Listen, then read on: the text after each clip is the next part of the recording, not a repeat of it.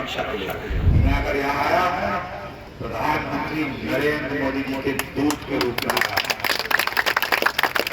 कठिन है राह गुजर थोड़ी दूर साथ चलो, बहुत कड़ा है सफ़र थोड़ी दूर साथ चलो। पीलीभीत से भाजपा के नए उम्मीदवार जितिन प्रसाद के जहन में इन दिनों शायद यही चल रहा होगा। और क्यों नहीं, आखिर 1996 से लगातार 28 साल तक पीलीभीत पर कभी मां मेनका तो कभी बेटे वरुण गांधी का ही जलवा कायम रहा। वैसे 1991 को छोड़ दे तो 1989 से ही पीलीभीत सीट इसी परिवार के नाम होती आ रही थी। लेकिन इस बार भाजपा ने हवा में उड़ रहे वरुण के पर कतर दिए और उनकी जगह जितिन प्रसाद को टिकट देकर पीलीभीत के सियासी मैदान में उतार दिया। और अब जितिन प्रसाद भी एक दिन में गांव-गांव गली-गली घूमकर 20-20 सभाएं तक कर रहे हैं और जनता के बीच बस यही दोहरा रहे हैं कि वो मोदी जी के दूत के रूप में आए हैं, इसलिए बटन कमल पर ही दबाया जाए, क्योंकि उन्हें वोट देने का मतलब मोदी को वोट देना है।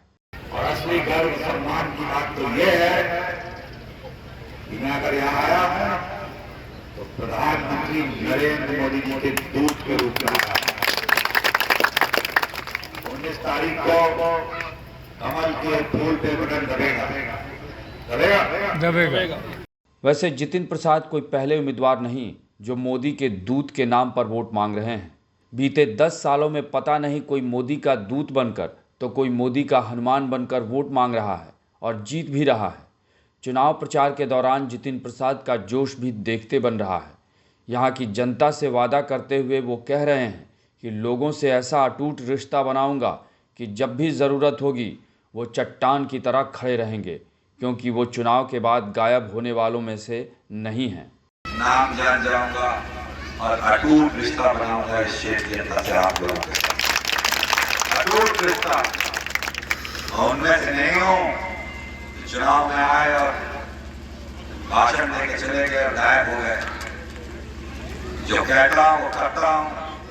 जब जब जरूरत पड़ेगी आपको जितिन प्रसाद चट्टान करके आपके साथ दिखाई देगा हर संकट की घड़ी में। इस बीच जब उनसे सवाल हुआ कि उनकी टक्कर किससे है और टिकट काटे जाने के बाद वरुण गांधी का सहयोग मिल रहा है या नहीं, इस पर उनका क्या जवाब था, खुद उन्हीं से सुन लीजिए।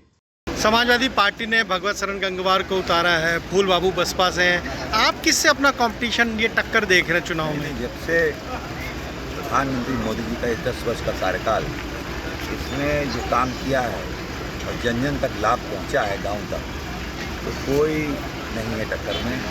सिर्फ मोदी जी के समर्थन में पूरी जनता लाभ। बीजेपी ने अपने वर्तमान सांसद का टिकट काटा, उनका सहयोग मिल रहा है आपको, नहीं मिल रहा है? ऐसा है, हम सब लोग पार्टी के समर्पित और अनुशासित कार्यकर्ता हैं। जो पार्टी निर्देश देती है वो करते हैं। हालांकि ऐसा भी नहीं है कि जितिन प्रसाद कोई पहली बार लोकसभा का चुनाव लड़ रहे हों।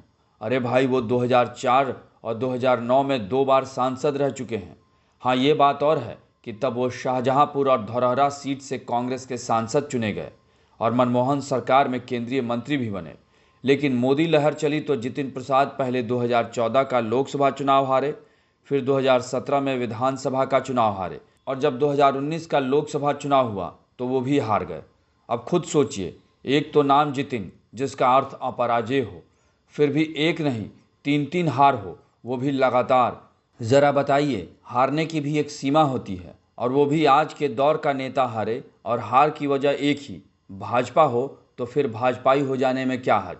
शायद इसी उधेड़बुन के बीच जितिन प्रसाद ने बिना समय गंवाए हाथ का साथ छोड़ा और भगवा धारण कर हो गए भाजपाई। आखिर खाली हाथ कितने दिन रहते? कमल पर बैठे तो भाजपा ने इनकी झोली पदों से भर दी। पहले एमएलसी बनाया, फिर कैबिनेट मंत्री और बाद में भारी भरकम पीडब्ल्यूडी मंत्री भी बना दिया और अब पीलीभीत से सांसदी का टिकट भी दे दिया है। ऐसे में भाई कोई कुछ भी कहे, लेकिन दल बदलने का असली फ़ायदा अगर किसी को मिला है तो बेशक इन्हीं को मिला है। वैसे भी जितिन प्रसाद जब कांग्रेस में थे तो राहुल गांधी के भरोसेमंद रहे और अब जब भाजपा में आ गए हैं तो योगी आदित्यनाथ और नरेंद्र मोदी भी उन पर भरोसा जता रहे हैं। वैसे भाजपा भी जितिन प्रसाद को यूं ही भाव नहीं दे रही है, बल्कि उनके राजनीतिक रसूख को देखकर उन पर दाव लगाया है। एक तो जितिन प्रसाद भाजपा का मजबूत ब्राह्मण चेहरा बन गए हैं और उनके परिवार का शाहजहांपुर और लखीमपुर इलाके में राजनीतिक दबदबा रहा है। जितिन प्रसाद के पिता जितेंद्र प्रसाद कांग्रेस के कद्दावर नेताओं में शुमार थे। जिन्होंने सोनिया गांधी के खिलाफ कांग्रेस अध्यक्ष के लिए दावेदारी ठोकते हुए चुनाव भी लड़ लिया था। वहीं जितिन प्रसाद के दादा ज्योति प्रसाद भी कांग्रेस के नेता रहे। फिर भी पीलीभीत सीट जितिन प्रसाद के लिए एकदम नई और यहाँ लड़ाई आसान नहीं है, क्योंकि एक तो टिकट काटे जाने से वरुण गांधी नाराज हैं।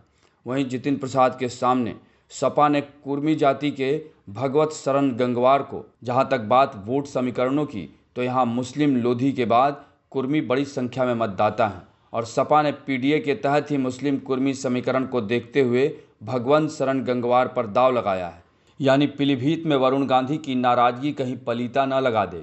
इसे देखते हुए ही प्रधानमंत्री मोदी को इतने सालों के बाद पीलीभीत में सभा करने आना पड़ रहा है। ऐसे में ये देखना दिलचस्प होगा कि जितिन अपने नाम के अनुरूप प्रदर्शन करते हैं या फिर यहाँ भी कोई खेला होगा। आपको हमारी ये रिपोर्ट कैसी लगी, इसे कमेंट बॉक्स में ज़रूर बताएं और ऐसी ही अन्य खबरों से अपडेट लेने के लिए बने रहें हमारे साथ, क्योंकि हम हैं बुलंद भारत टीवी, ताकत आपकी।